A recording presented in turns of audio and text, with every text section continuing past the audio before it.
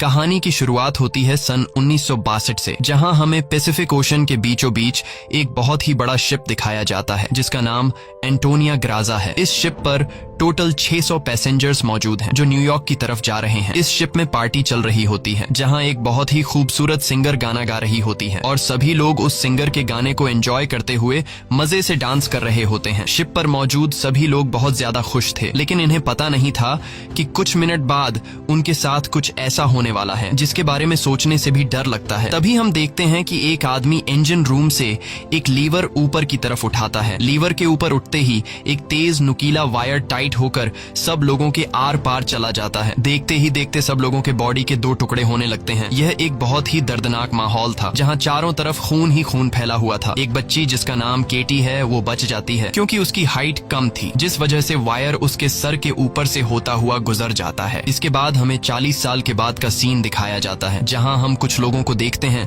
जो एक टग बोट की मदद से एक बड़े शिप को खींच कर ले जा रहे होते हैं। तभी अचानक वो पुराना शिप डूबने लगता है। यह देखकर ग्रुप का लीडर अपनी टीम में से एक लड़की जिसका नाम मर्फी है उसे उस पुराने शिप पर भेज देता है ताकि मर्फी उस पुराने शिप को जिस वायर से बांध कर ले जाया जा रहा था उसे आजाद कर दे, वरना अगर यह पुराना शिप डूब गया तो उसके साथ साथ इनकी ये टग बोट भी डूब जाएगी। मर्फी जब उस पुराने शिप पर पहुंचती है तो उसे पता चलता है कि पुराने शिप के निचले हिस्से में दरार पड़ चुकी है, जिस वजह से शिप में तेजी से पानी भरता जा रहा है और अगले 5 मिनट में यह शिप पानी में डूब जाएगा। मर्फी ये बात अपनी टीम के लीडर को बताती है। ये सुनकर टीम का लीडर मर्फी को ऑर्डर देता है कि जिस वायर से हम इस शिप को खींच रहे हैं उस वायर को आजाद कर दो और फौरन वहां से निकलकर हमारे पास टग बोट पर पहुंचो, क्योंकि हम इस पुराने शिप को छोड़कर जाने वाले हैं। तभी टीम के 2 और साथी भी मर्फी के पास पहुंच जाते हैं और वो भी मर्फी को बाहर निकलकर शिप को छोड़ने के लिए कहते हैं। लेकिन इस शिप को ढूंढने में उन्हें 3 महीने लगे थे, जिस वजह से मर्फी इतनी आसानी से इस शिप को छोड़कर नहीं जाने वाली थी। वो शिप को बचाने के लिए नीचे पानी में कूद जाती है, जिसे देखकर ऊपर बैठे 2 साथी भी औजार लेकर मर्फी के पीछे कूद जाते हैं। ये तीनों जैसे तैसे करके शिप को डूबने से पहले ही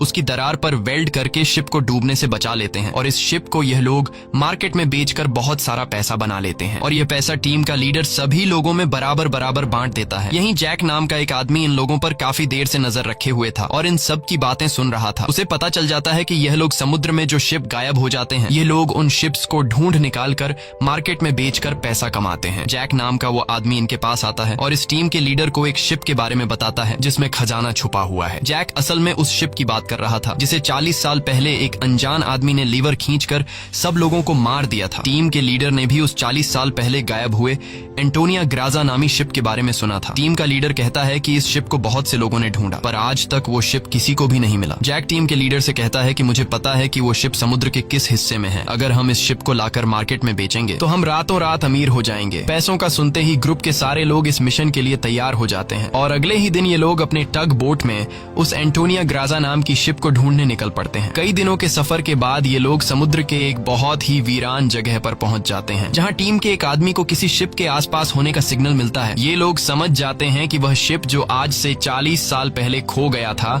वह यहीं कहीं पर है। थोड़ा ही आगे बढ़ने पर इनके सामने एक बहुत ही बड़ा शिप आ जाता है। ये वही शिप है जिसे हमने कहानी की शुरुआत में देखा था और ये शिप पिछले 40 सालों से समुद्र में गायब हो गया था। इस शिप को देखकर ये सभी लोग बहुत ज्यादा खुश हो जाते हैं और उन्हें लगता है कि इस शिप को बेचकर ये लोग माला माल हो जाएंगे। अब टीम का लीडर 2 लोगों को टग बोट में ही रहने के लिए कहता है और खुद कुछ साथियों के साथ उस पुराने शिप की जांच के लिए अंदर चला जाता है। अंदर जाते ही इन लोगों को बहुत ही अजीब सी आवाज आने लगती है जिसे सुनकर ये लोग घबरा जाते हैं। इसके बाद टीम का लीडर अपने साथियों को आगे बढ़ने के लिए कहता है। ये लोग उस आवाज को फॉलो करते हुए एक बड़ी सी घड़ी के पास पहुंचते हैं जहां ये लोग देखते हैं कि उस घड़ी का कांटा अभी भी हिल रहा है। कुछ देर बाद अचानक उस घड़ी का कांटा रुक जाता है। यह देखकर उन्हें कुछ अजीब लगता है। अब ये लोग शिप की ओर जांच करने के लिए आगे बढ़ते हैं। अंदर ये जहाज पूरी तरह से बिखर चुका था, जहां सारी चीजें टूट चुकी थी और जहाज के लोहे में जंग लग चुका था। ये लोग जब आगे बढ़ रहे होते हैं तब उनका एक साथी नीचे फ्लोर टूटने की वजह से गिरने ही वाला होता है कि तभी मर्फी उसे पकड़ लेती है और जब मर्फी अपने साथी को ऊपर खींचती है तब उससे नीचे एक लड़की दिखाई देती है। ये वही लड़की है जो आज से 40 साल पहले यानी कि सन 1962 में शिप में अकेली बची थी, जिसके सिर के ऊपर से वायर गुजरा था। लेकिन हैरान करने वाली बात यह थी कि 40 साल बाद भी उसकी उम्र उतनी ही थी। थी, जिसका मतलब यह है कि यह उस लड़की की आत्मा है। मर्फी उस लड़की को जब दोबारा देखती है तो वह लड़की अचानक कहीं गायब हो जाती है। अब ये लोग जैसे तैसे करके अपनी साथी को ऊपर की ओर खींच देते हैं। यहाँ मर्फी को कुछ समझ नहीं आता कि उसने जो देखा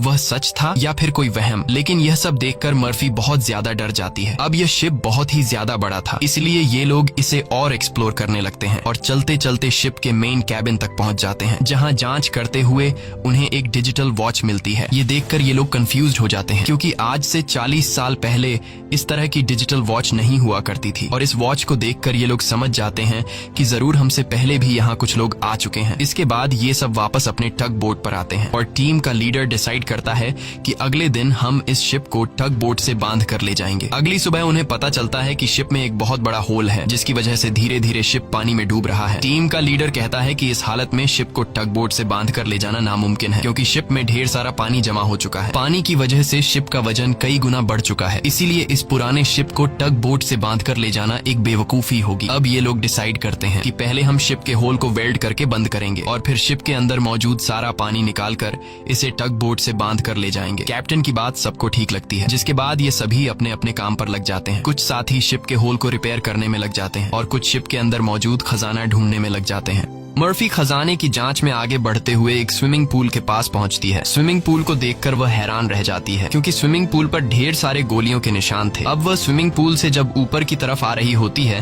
तभी एक बार फिर से वह लड़की मर्फी के सामने आ जाती है, जिसे देखकर डर के मारे मर्फी वापस नीचे पूल में गिर जाती है। उसका सर तेजी से स्विमिंग पूल के फ्लोर से टकराता है और खून निकलना शुरू हो जाता है, पर स्विमिंग पूल उसके खून को अब्सॉर्ब कर लेता है। मर्फी एक बार फिर से जब ऊपर देखती है तो वो लड़की वहाँ नहीं थी और अब वहाँ पर जैक होता है। जैक मर्फी को स्विमिंग पूल से बाहर निकालने में मदद करता है। बाहर निकलते ही मर्फी जैक से कहती है कि मैंने अभी अभी यहाँ पर एक लड़की देखी है, लेकिन पता नहीं वह अचानक कहाँ गायब हो गई। जैक मर्फी से कहता है कि यह तुम्हारा वहम होगा, यहाँ पर कुछ भी ऐसा नहीं है। इसके बाद ये दोनों आगे बढ़ते हैं और इन दोनों के यहाँ से जाने के बाद स्विमिंग पूल पूरी तरह से खून से भर जाता है। दूसरी तरफ टीम के लीडर को उस पुराने शिप के कैप्टन का रूम मिल जाता है। टीम का लीडर जब रूम के अंदर जाता है तो रूम काफी बुरी हालत में था। रिसर्च करने पर टीम के लीडर को वहाँ पर कुछ भी खास नहीं मिला। जब टीम के लीडर की नजर सामने टेबल पर पड़ती है तो वह देखता है कि टेबल पर एक शराब की बोतल और ग्लास में किसी ने पैक बनाकर रखा है। यह सब देखकर ऐसा लग रहा था जैसे अभी अभी कोई शराब पीकर चला गया हो। टीम का लीडर जैसे ही इस ग्लास को उठाकर पीने वाला होता है, तब उसकी नजर सामने लगे शीशे पर पड़ती है और शीशे में टीम के लीडर को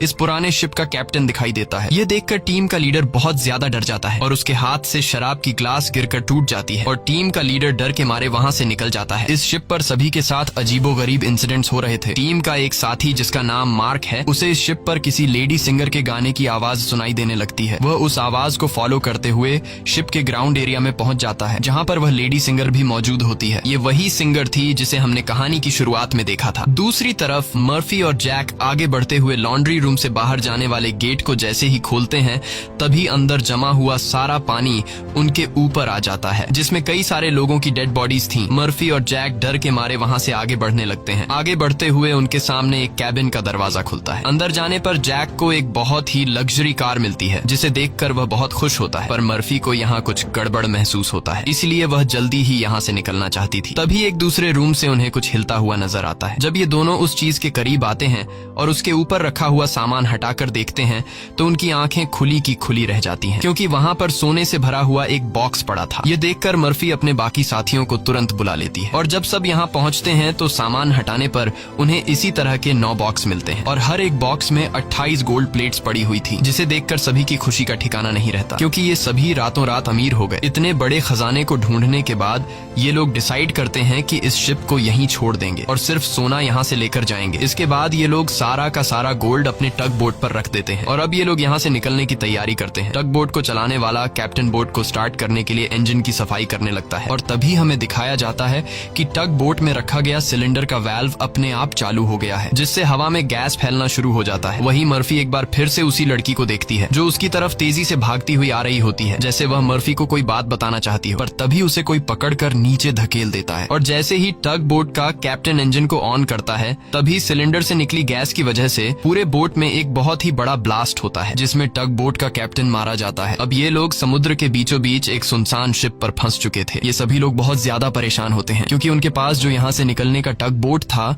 वह पूरी तरह से तबाह हो चुका था। इनका एक साथी जिसका नाम मार्क है, वो अपनी गर्लफ्रेंड की फोटो देखकर बहुत ज्यादा परेशान हो जाता है, क्योंकि 2 हफ्ते बाद उनकी शादी होने वाली थी और अब उसे लगता है कि वह कभी भी यहाँ इस शिप से बचकर नहीं जा पाएगा। परेशानी में मार्क वहाँ रखी कई साल पुरानी शराब पीने लगता है। दूसरी तरफ मर्फी भी कंफ्यूज्ड होती है कि उसे बार बार वह लड़की क्यों दिखाई दे रही है। इसीलिए मर्फी उस लड़की के बारे में जानने की कोशिश करती है। वह शिप के डेटा में पैसेंजर्स के नाम चेक करती है, जिससे उसे पता चल जाता है कि जो लड़की उसे दिखाई दे रही है उसका नाम केटी है। रिसर्च करते हुए वह केटी के रूम तक पहुंच जाती है, जहां अलमारी का दरवाजा खोलते हुए उसे केटी का ढांचा मिल जाता है, जिसे देखकर मर्फी बहुत ज्यादा डर जाती है। फिर जैसे तैसे करके मर्फी खुद को संभालती है और उस ढांचे के गले में लटके लॉकेट को उतार कर देखती है, जिसमें उस छोटी लड़की के पेरेंट्स की फोटो थी जो उसके पीछे ही खड़ी थी। उसे देखकर मर्फी को एक जोरदार झटका लगता है। केटी कहती है कि वह लॉकेट बंद मत करना, क्योंकि बहुत साल बाद मैं अपने मॉम डैड को देख रही हूँ। मर्फी को अब भी यकीन नहीं हो रहा था कि वो एक मरी हुई लड़की से बात कर रही है, पर जब वह लॉकेट को केटी के हाथ में देने लगती है तो लॉकेट केटी के हाथ से आर पार चला जाता है और अब जाकर मर्फी को यकीन हुआ कि यह लड़की कोई इंसान नहीं बल्कि एक आत्मा है। केटी मर्फी को बताती है कि इस शिप पर और भी कई सारे लोगों की आत्मा कैद है और तब तक यह सोल यहाँ से आजाद नहीं हो सकती जब तक उस आदमी को न मारा जाए जो लोगों की आत्मा को यहाँ पर कैद करता है। मर्फी केटी से पूछती है कि कौन है वो आदमी जिसने तुम्हें और बाकी लोगों की आत्माओं को यहाँ कैद कर रखा है। केटी जैसे ही मर्फी को उस आदमी के बारे में बताने वाली होती है, तभी अचानक छत पर कुछ अजीब से कीड़े निकलने लगते हैं, जिसे देखकर केटी बहुत ज्यादा डर जाती है और वह मर्फी से कहती है कि जल्द से जल्द इस शिप से तुम लोग निकल जाओ वरना तुम लोग मारे जाओगे। इसके बाद केटी गायब हो जाती है। दूसरी तरफ मार्क पूरी बोतल पीने के बाद उसे चक्कर आने लगा। उसके आसपास पड़े सभी टेबल और चेयर्स हिलने लगते हैं। देखते ही देखते सब कुछ रिपेयर होकर नया हो गया और आज से 40 साल पहले जो लोग इस शिप में मारे गए थे वह दोबारा से मार्क के सामने जिंदा खड़े हो गए। मार्क बीच में खड़ा था, जिसके चारों तरफ लोग उसके लिए तालियां बजाने लगे। शुरू में तो मार्क को भी कुछ अजीब लगता है, लेकिन फिर वह सोचता है कि यह सब शराब का कमाल है। अगले ही पल वह लेडी सिंगर मार्क के करीब आ गई और वह मार्क के साथ इंटीमेट होने लगी। लेडी सिंगर पूरी तरह से मार्क को अपने वश में करके अपने पीछे लगा देती है। मार्क भी बिना कुछ सोचे समझे उसके पीछे जाने लगा। बेवकूफ मार्क को पता ही नहीं चलता कि ये सिंगर उसे एक ट्रैप में फंसा रही है। वह लेडी सिंगर फ्लोर के किनारे पर खड़ी होकर मार्क को बुलाने लगती है। मार्क इस सिंगर को हासिल करने के चक्कर में फ्लोर से नीचे गिरकर मारा जाता है। वही हमें टीम के लीडर को दिखाया जाता है, जो इस पुराने शिप के कैप्टन के रूम में बैठा होता है। तभी वह देखता है कि शराब की बोतल अपने आप ही सरकने लगी। कुछ देर बाद उसके सामने इसी शिप के कैप्टन की आत्मा आ जाती है। यह देखकर टीम का लीडर काफी ज्यादा घबरा जाता है। तब शिप का कैप्टन उसे ग्लास में शराब डालकर पीने के लिए देता है। साथ ही वह उसे फोटो देता है जिसमें एक शिप होता है जिसका नाम लोरली है। कैप्टन बताता है कि आज से कई साल पहले हमारे पास एक आदमी आया था जिसने हमें लोरली शिप के बारे में बताया। उसने कहा कि लोरेलाई शिप में बहुत ही बड़ा खजाना छुपा हुआ है। जब हमने लोरेलाई शिप को रेस्क्यू किया तब हमें सच में वो सारा खजाना मिला। कैप्टन टीम के लीडर को एक दूसरी फोटो दिखाते हुए कहता है कि ये वो आदमी है जिसने हमें लोरेलाई शिप का बताया था। टीम का लीडर उस आदमी की फोटो देखकर उसके गले में सांसें अटक जाती हैं, क्योंकि वह आदमी कोई और नहीं बल्कि जैक था और ये फोटो 40 साल पुरानी थी। 40 साल गुजरने के बाद आज भी उसके उम्र में कोई बदलाव नहीं हुआ। वह फोटो में बिल्कुल वैसा ही दिख रहा था जैसे 40 साल पहले दिखता था। अब टीम का लीडर समझ जाता है कि जैक कोई इंसान नहीं बल्कि एक भूत है। ये सब समझते ही टीम का लीडर जल्द ही अपनी टीम को इस शिप से निकालना चाहता था। वह जल्दी से अपने साथियों को ढूंढने लगता है, पर तभी उसके सामने उसका वही साथी आ जाता है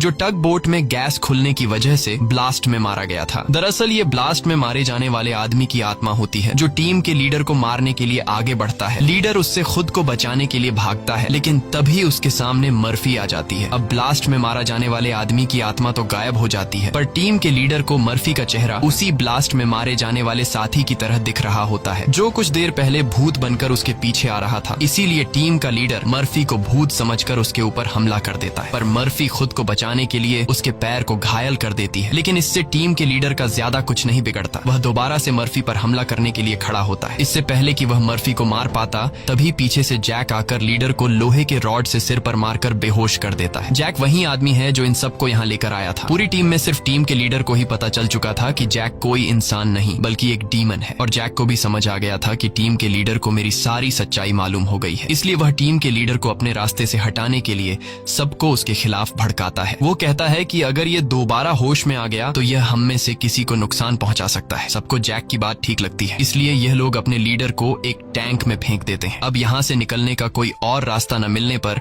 यह लोग प्लान के मुताबिक शिप को रिपेयर करने के काम में लग जाते हैं। जल्द ही शिप में जिस सुरंग से पानी अंदर आ रहा था उस सुरंग को यह लोग वेल्ड कर देते हैं और पंप के जरिए जहाज के अंदर जमा हुआ पानी बाहर निकालने लगते हैं। मर्फी देखती है कि उनका एक साथी जिसका नाम मार्क है वो कहीं भी नहीं दिखाई दे रहा, इसलिए मर्फी उसे ढूंढने निकल पड़ती है। तभी उसके सामने उस लड़की की आत्मा एक बार फिर से आ जाती है जो उसे दिखाती है कि तुम जिस आदमी को ढूंढ रही हो वह मर चुका है। यह मार्क होता है जो लेडी सिंगर को पाने के चक्कर में मारा गया। और अब यह लड़की मर्फी के कंधे पर हाथ रखकर उसे 1962 की उस रात में ले जाती है जहां यह सारा इंसिडेंट हुआ था, जब सबके सब शिप में मारे गए थे। उस रात शिप पर मौजूद सभी लोगों को बहुत ही बेरहमी से मारा गया था और यह सब एक ग्रुप कर रहा था जिसका मकसद था इस शिप पर मौजूद सारा गोल्ड चुराना। इन लोगों ने कुछ लोगों को खाने में जहर मिलाकर मार डाला, कुछ लोगों को वायर से काटकर उनके 2 टुकड़े कर दिए और कुछ को गोलियों से छलनी कर दिया गया। इनके कहर से केटी भी नहीं बच पाई। उन्होंने केटी को उसके रूम में ले जाकर फांसी पर लटका दिया। इन सब के पीछे थी वही लेडी सिंगर जिसने गोल्ड लूटने के लिए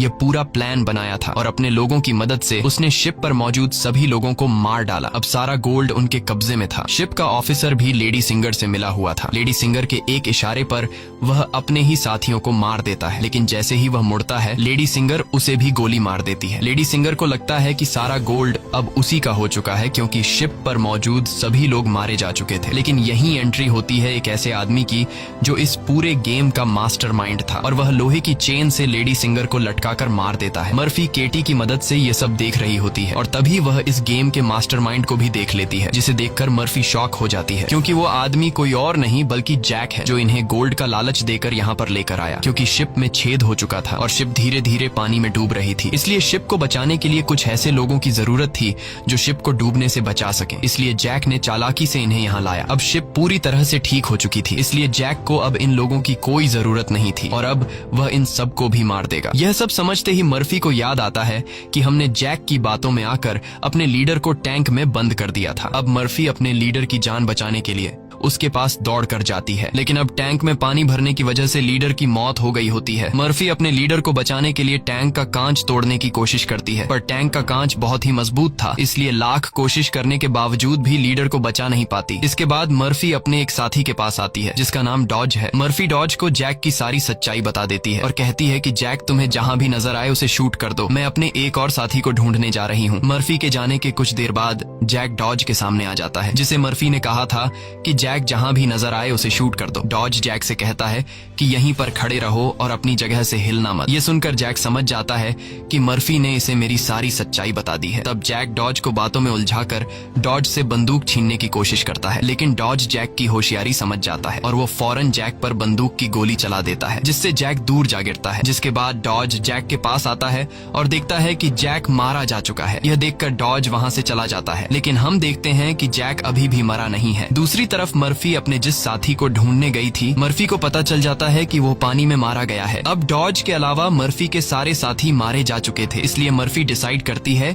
कि वो इस पूरे शिप को तबाह कर देगी। जिसके बाद मर्फी शिप के हर एक कोने में बॉम्ब फिट करने लग जाती है और तभी उसके पास डॉज आ जाता है। डॉज मर्फी को बताता है कि मैंने जैक को मार दिया। ये सुनकर मर्फी कहती है कि जैक नहीं मरने वाला है, क्योंकि जैक कोई इंसान नहीं बल्कि एक डीमन है, इसलिए हमें यह पूरी शिप ब्लास्ट करनी होगी ताकि जैक हमारी तरह और किसी इंसान को यहाँ लाकर न फंसा सके। और जैक ने जितने भी सोल्स को इस शिप में कैद कर रखा है वो सभी आजाद हो जाएंगे। डॉज यहाँ पर गुस्से से मर्फी को समझाता है कि हमें शिप को ब्लास्ट नहीं करना चाहिए, क्योंकि इस तरह से शिप में रखा सारा गोल्ड बर्बाद हो जाएगा और हमें बिना गोल्ड हासिल किए खाली हाथ घर लौटना होगा। मर्फी कहती है कि यह गोल्ड दरअसल जैक का एक चाल है जो हम यहाँ से कभी भी नहीं ले जा पाएंगे, इसलिए मुझे हर हाल में यह शिप ब्लास्ट करनी होगी। अब जैक समझ जाता है कि मर्फी किसी भी हाल में नहीं मानने वाली, इसलिए जैक अपने असली रूप में आ जाता है, जिससे हम समझ जाते हैं कि जैक ने डॉज को भी मार दिया था। जैक उसे बताता है कि तुम्हारा और मेरा काम एक ही है, जिस तरह से तुम समुद्र में फंसी हुई शिप्स को जमा करती हो उसी तरह से मैं सोल्स को जमा करता हूँ। पहले मैं भी इंसान था, लेकिन मैंने बहुत पाप किए जिसके बदले मुझे यह काम दिया गया और अब मैं सोल कलेक्टर हूँ, जिसके लिए मुझे शिप की जरूरत है और मैं नहीं चाहता कि तुम इस शिप को ब्लास्ट करो। जैक मर्फी को एक चांस देता है। वो कहता है कि जाओ, मैं तुम्हें नहीं मारूंगा, लेकिन बदले में तुम्हें इस शिप को ब्लास्ट नहीं करना होगा। पर मर्फी उसकी बात नहीं मानती, जिसके जिसके बाद जैक एक लोहे के रॉड से उस पर हमला कर देता है, जिससे मर्फी नीचे गिर जाती है। अब जैसे ही जैक मर्फी को मारने के लिए आगे बढ़ता है, तब मर्फी एक तीर चलाकर उस बॉम्ब वाले रिमोट पर निशाना लगाती है और खुद फौरन पानी में कूद जाती है, जिसके बाद शिप में एक बहुत बड़ा ब्लास्ट होता है। ब्लास्ट की वजह से शिप पानी में डूबने लगती है और मर्फी पानी के अंदर शिप के नीचे फंस चुकी होती है। अब उसे बाहर निकलने का कोई रास्ता नहीं दिखता और उसकी सांसें भी फूलने लगती हैं। पर तभी वहाँ पर केटी की आत्मा आती है, जो मर्फी को हाथ से पकड़कर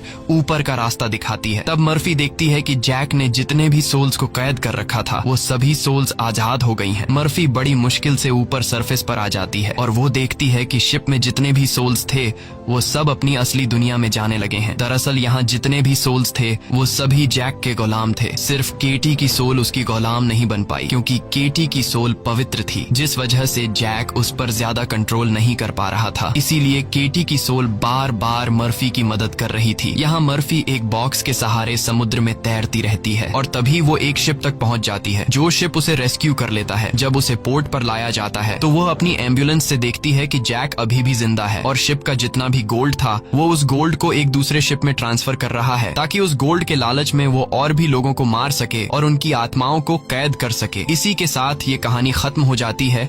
अगर आपको हमारी वीडियो अच्छी लगी हो तो हमारे चैनल को सब्सक्राइब और वीडियो को लाइक जरूर कीजिएगा।